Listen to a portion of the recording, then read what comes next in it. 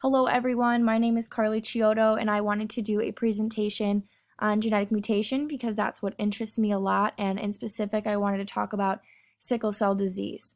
So we're going to be talking about DNA sequences, and here on the right are all the different types of possible DNA mutation types. And in this particular case we're going to be taking a look at the missense genetic mutation. So we see that in comparison to the normal, all of the nucleotides are exactly the same except for this one nucleotide here. And it codes for a different result here. Everything else is the same except for right here. Sickle cell disease, as we just said, is a missense mutation of the hemoglobin beta gene, which is found on chromosome 11. Basically, carriers can pass the sickle cell gene to their offspring, but their offspring won't always be defected.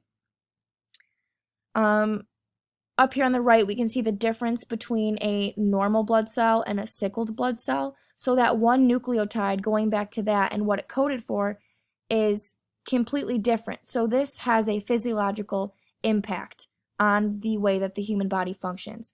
Such physiological consequences are that the mutated shape that results in blood cells hooking onto each other. So instead of kind of being like bumper cars, they're now hooking onto each other, making it harder for them to flow through the blood vessels. So this causes blockages in arteries, which disrupts optimal blood flow. It can result in just pain, chronic pain, or it can get as serious as stroke and acute chest syndrome, which we'll elaborate on in a minute or two.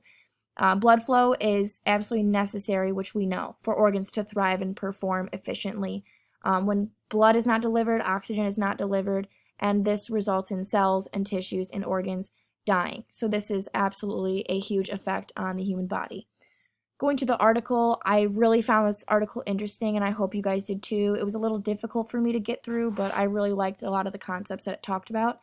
It focused on genetically dense areas for varying genotypes of sickle cell disease, like different parts of Africa, India, and the Arabian Gulf.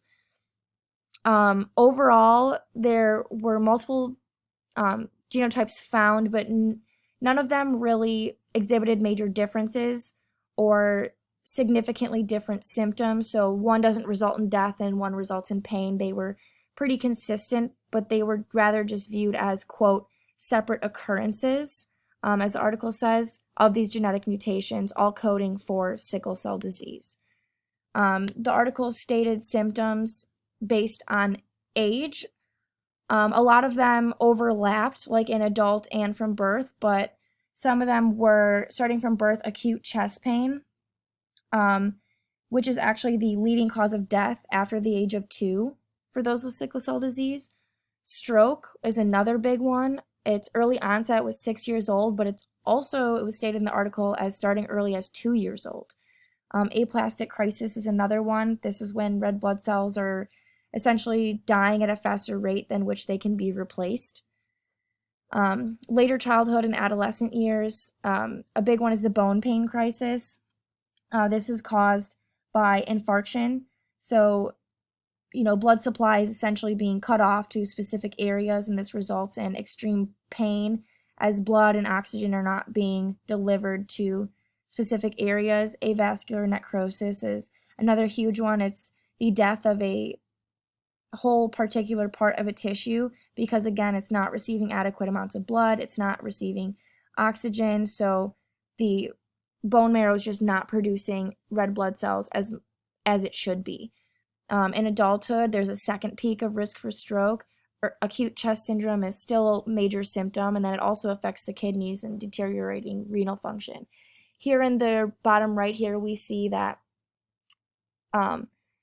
on the left with the femoral head, it's normal. That is the optimal, what the hip should look like. On the right, we see how the bone is impacted when oxygen and blood are not reaching where it should be. So we see how that can cause a lot of pain. And then here on the left with the stroke, again, those red blood cells, they're hooking onto each other, they're making it impossible, they're coagulating, and blood flow is eventually just becoming so backed up that it doesn't move, causing stroke.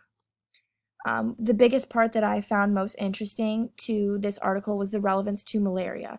So in another article written by Rosenbaum in 2019, it says 80% of sickle cell disease cases occur in sub-Saharan Africa or amongst populations having their ancestors in this region, as well as in other parts of the world where malaria is or was common. So that's seen in this graph down here, where we see this overlap of where malaria is common and the prevalence of sickle cell disease.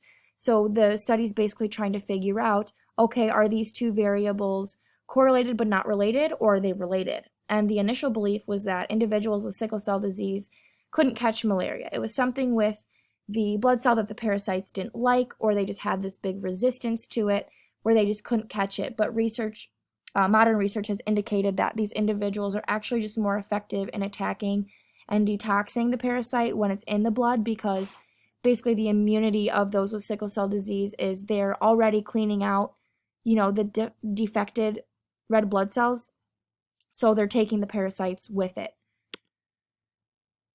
In conclusion, the biggest thing is that genetic mutations, just that one nucleotide changing, is a big deal. No matter if it's one being inserted, one being deleted, being duplicated, no matter what form it is, it has major physiological consequences to the human body, and this is one major case of that I found very interesting, and I hope you guys did too.